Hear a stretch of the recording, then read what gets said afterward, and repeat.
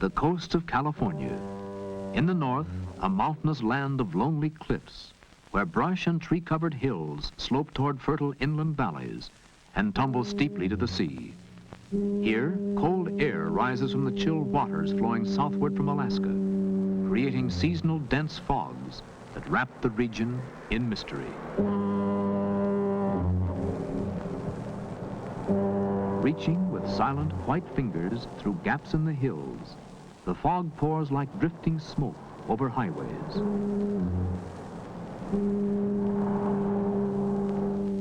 And envelops the habitations of men.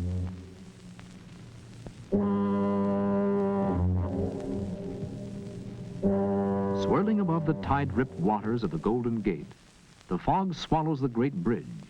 The wild cries of seabirds are stilled, and the only sound is the endless bleat of the foghorns, warning ships of a rocky shore.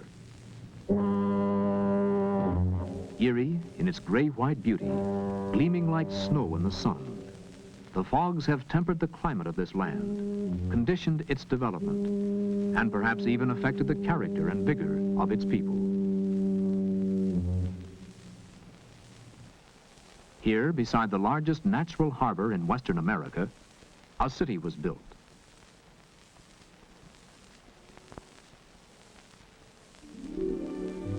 The Golden Gate is more than a romantic name.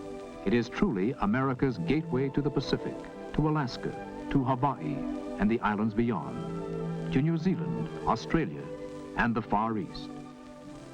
San Francisco Bay has more than 450 square miles of tidal water, protected from wind and sea by surrounding hills, and by a single entrance less than a mile wide, a perfect location for the growth of a great port.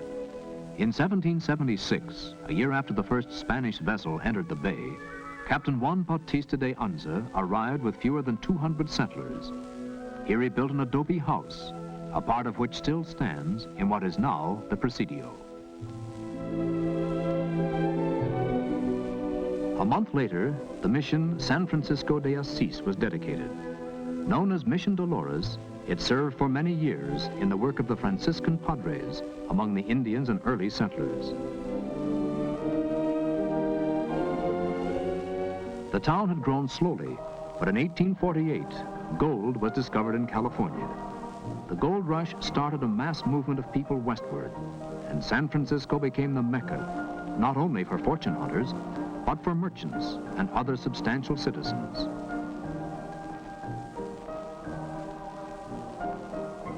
From the beginning, the city's growth was linked with the sea, and tall ships from the ports of the world came by the hundreds to sail through the Golden Gate. The old ships are a memory now, but one, the Balclutha, built in Scotland in 1886, still serves as a reminder of sailing days. Preserved by the city's Maritime Museum, she lies at her pier with yards bare, a lone survivor of the great fleet that made San Francisco known around the world. As the gold rush days gave way to a more stable economy, the city prospered, and the port became crowded with shipping. Known as the Embarcadero, today the waterfront is lined with modern piers, providing facilities for handling cargo and passengers to and from many lands.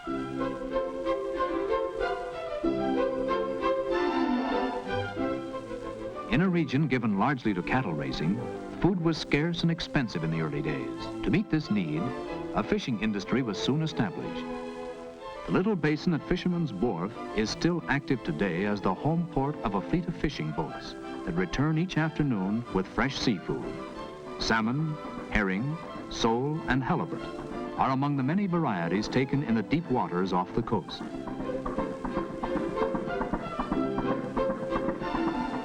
Crabs are a favorite in season, and at Fisherman's Wharf, you may select your own at the curb stalls. Freshly cooked on the spot, these delicious shellfish are ready for the table. They are also frozen and shipped to other parts of California. In the gold rush days, the arrival of ships was signaled to the town from the top of Telegraph Hill. At the turn of the century, the hill looked like this. The slopes where herds of goats once grazed are now studded with handsome apartment houses, perched high above the swirl of the city's traffic. On April 18, 1906, most of the downtown area was destroyed by a great fire, which followed a heavy earthquake. But with the vigor characteristic of its people, San Francisco was rebuilt to become the city we know today. In scarcely more than 100 years, it has grown from a handful of one-story wooden buildings huddled beside narrow, muddy streets into a busy metropolis. Sweeping views of clean white homes in dramatic settings on hills overlooking the sea and the bay give San Francisco much of its charm.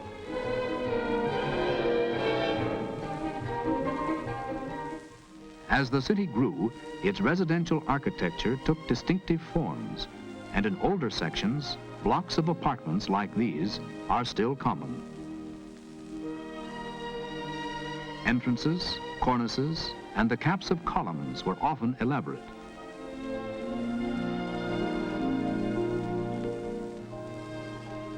Here, as elsewhere, Victorian architecture sometimes resulted in bizarre extravagance.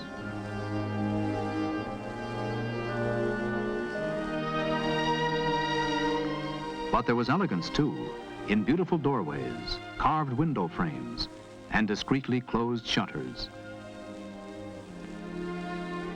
Today, the old mansions seem to stare from their many windows at the passing traffic, like ghosts of the days that are gone.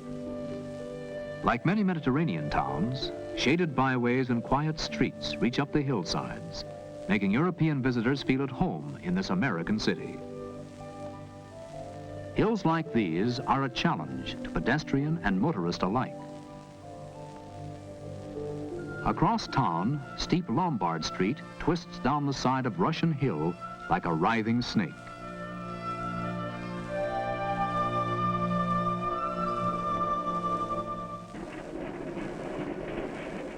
The early streetcars were horse-drawn vehicles, and in San Francisco, the animals struggled up and down the hills, slipping and sliding.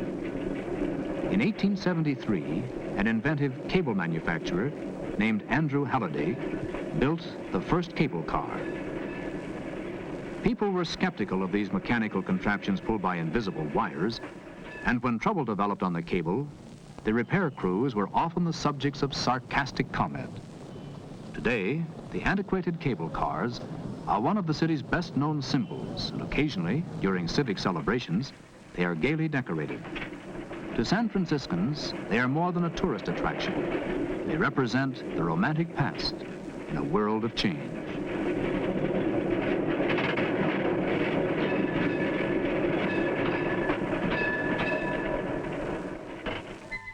The people of San Francisco dress well, walk briskly, and their friendliness, as much as the charm of their city, causes visitors to return again and again. Many remain to call San Francisco their home. The famous corner flower stalls add a splash of color to the busy streets. In former days, Union Square was the heart of the city. It is still the center of the downtown shopping area. Here, people come to meet their friends, to read, or to sew, or just to rest in the sun.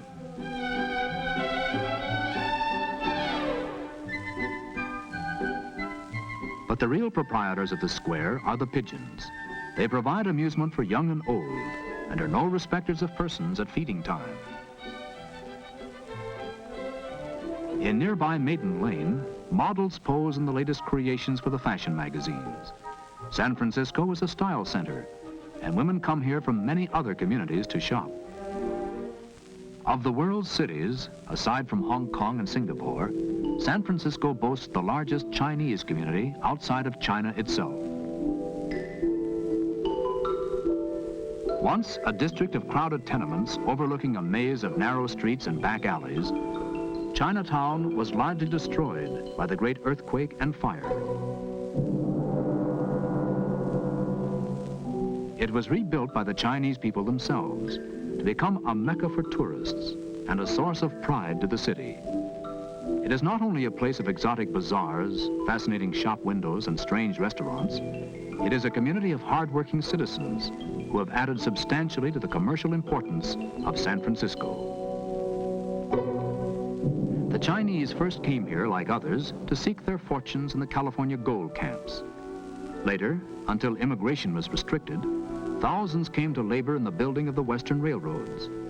Their descendants, importers, merchants, bankers, Chinese Americans, have contributed in large degree to the cosmopolitan flavor of this city, which they call home. Probably no other group has influenced the development of an old world atmosphere in San Francisco as much as the Italians, who've adhered strongly to their native traditions. Centuries-old skills are followed closely in the preparation of foods. Small family-owned and operated factories produce the ingredients for Italian dishes.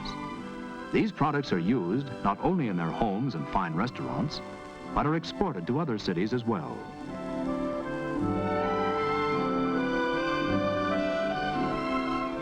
Active from early times in the business and political life of the community, they have tempered the energy and drive of this American city with a love of living and of human warmth that is a vital part of its character. Montgomery Street, the financial center of the city and of California, is often called the Wall Street of the West. The Pacific Stock Exchange is second only to New York in volume of stock transactions. And investment brokers of national reputation have offices along the nearby streets.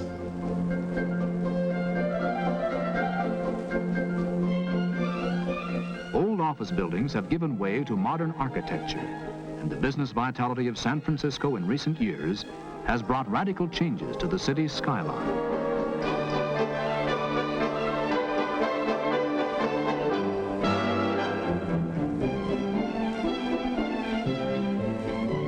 Careful planning in the use of ground space resulted in this circular glass bank, and behind it, the handsome Crown Zellerbach building, one of the finest of its type in America. New apartment buildings tower on the city's hills, providing increased housing facilities with magnificent views of the bay. Beside them, the old houses stand in timid contrast, as if wondering when they too must give way to progress. One of the most spectacular creations in the blossoming new architecture in San Francisco is the skyscraper addition to the Fairmont Hotel on the crest of Nob Hill. An outside elevator, blending with the face of the building, lifts visitors high above the city, unfolding a view of the downtown streets, the Embarcadero and its ships, the bay, and the great San Francisco-Oakland Bay Bridge, connecting San Francisco with Oakland, Berkeley, and other East Bay communities, and beyond, the hills.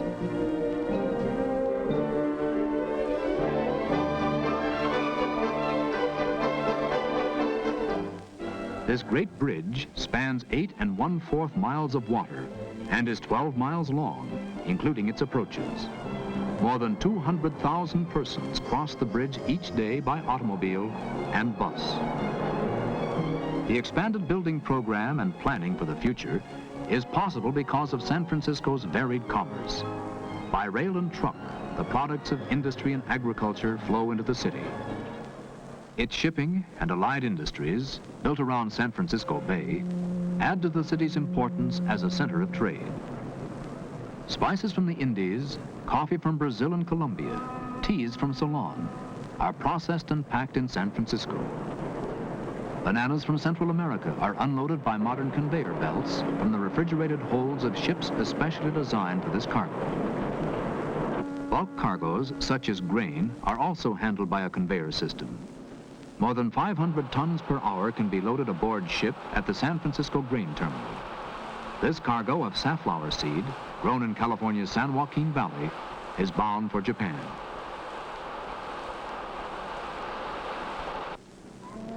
To meet increasing foreign competition, American shipping companies have developed a more rapid method of loading and unloading cargo. Salt-resistant aluminum alloy containers are carried in the holds and on the decks of ships. They are automatically loaded and unloaded by a specially designed crane that provides swift handling of cargo with minimum use of manpower. Many of these containers are electrically refrigerated for the shipment of perishable cargoes. Pineapples are delivered in San Francisco as fresh as when they left Hawaii, and California fruits and vegetables are shipped across the sea without loss through spoilage.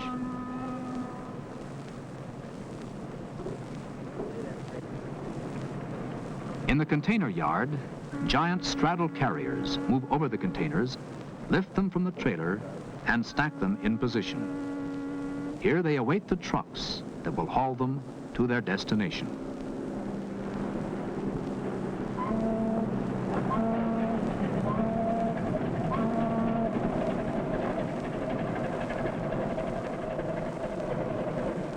Oil tankers shuttle back and forth between San Francisco Bay and loading points near the oil fields of Southern California and overseas.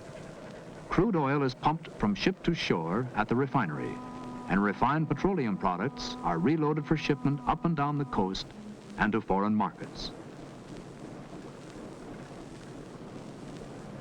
The United States Navy contributes substantially to the economy of the port and the city.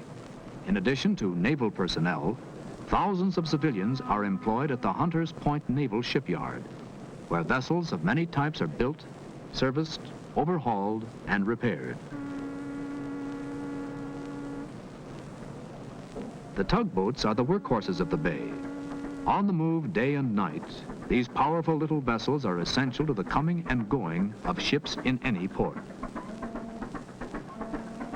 Their skippers must know the waters of the bay, its tides and its currents, for upon their skill depends the safe arrival and departure of ships in all kinds of weather. Familiar with every vessel for which San Francisco is a port of call, the tug greets an old friend, a freighter inbound from the Orient. Depending upon weather conditions, several tugs are sometimes needed to assist a large ship, like this passenger liner, from her pier.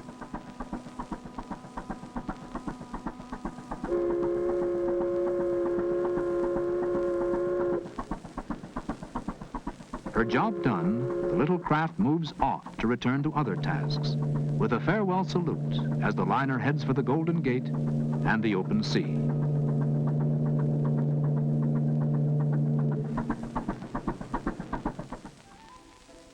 Its commerce, its port, has brought a high standard of living to the people of San Francisco. But there is a deeper benefit. The city prides itself on its cultural offerings.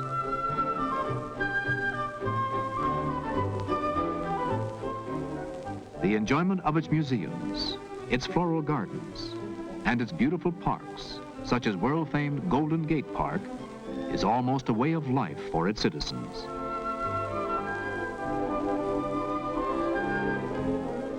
In this cosmopolitan city, one may visit a sidewalk cafe reminiscent of Paris, where friends meet to talk and watch the passing crowd.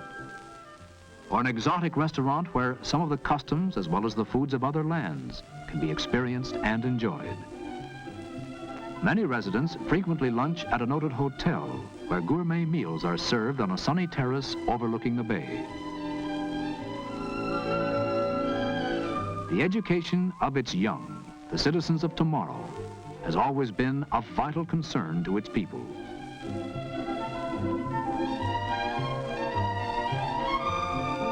The years have brought many changes to San Francisco. In little more than a century, it has grown from a frontier town into a mature metropolis, an impressive achievement.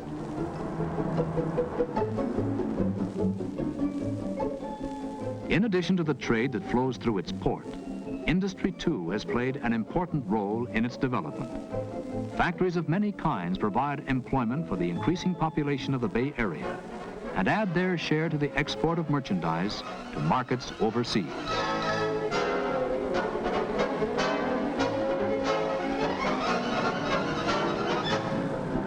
The air age has added to the international atmosphere of San Francisco by bringing a constant flow of travelers from the far corners of the globe. Freight planes fly thousands of tons of cargo to and from the Bay Area. And day and night, huge jetliners roar into the sky, drawing cities and distant lands ever closer together. But San Francisco, from its hills, will always look to the sea and the ships that gave it birth and nourished its growth.